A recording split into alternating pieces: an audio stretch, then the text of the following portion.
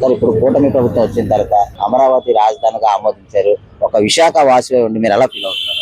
100% హ్యాపీగా ఉన్నాం. ఇప్పుడు ప్రతి ఇంటికి ఒక పెద్దలా ఉంటాడు, ప్రతి రాష్ట్రానికి ఒక రాజధాని ఉండాలి. ఉండకూడదని చెప్పే వాళ్ళు ఆలోచించుకోవాలి. రాజధాని అనేది confirm.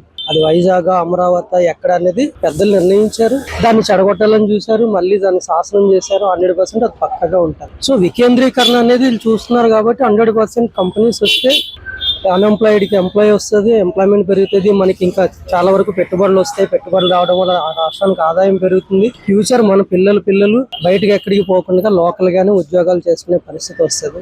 100% Amaravati is the best రాజధాని ఆఫ్ ఆంధ్రప్రదేశ్. ముఖ్యంగా నారా లోకేష్ గారి పనితీరు అనేది ఎట్లా ఉంది? 100% సూపర్ అండి. అసలు ఆయన అలా తయారు చేసింది ఇల్లే కదా. పప్పు అని ఉప్పు అని అంటే ఆయనకి లేని ఆలోచనలు కూడా పుట్టించి ఆయన నిజంగా పప్పులాగే ఉండేవాడేమో ఇప్పుడు నిప్పులా తయారు చేశారు కదా. మొగడే కూర్చున్నాడా, రేపటి రోజున కాబోయే సీఎం ఆయనే కదా. అసలు ఇంట్లో కూర్చోవలసిన ఆయన్ని సీఎం పీఠం ఎక్కేలా చేశారు కదా. అది ఎవరికి నష్టం? వాళ్ళకే నష్టం. ఎవరైతే అలా తయారు చేశారో వాళ్ళకే నష్టం.